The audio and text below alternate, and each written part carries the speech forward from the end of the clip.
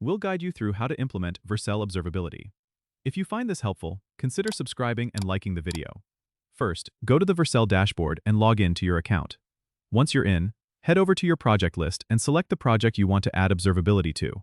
Now, in the left sidebar, click on the Settings tab. Scroll down to find the Observability section. This is where you can enable Vercel Analytics, which provides insights into your project's performance. Click on Enable Analytics to activate it for your project. Once enabled, Vercel will start collecting data on metrics like server response times, page load speeds, and more. You can view these analytics by going back to your project overview and clicking on the Analytics tab. Here, you'll find a variety of charts and data points that help you understand how your application is performing. For more detailed monitoring, you can integrate third-party tools like Sentry or Logflare. To do this, go back to the Settings tab and scroll down to the Integrations section. Click on Add Integration and choose the tool you want to connect. Follow the prompts to authorize and configure the integration. This will allow you to track errors and logs more effectively. Remember, observability is key to maintaining a high-performing application, so make sure to regularly check these analytics and adjust your application as needed.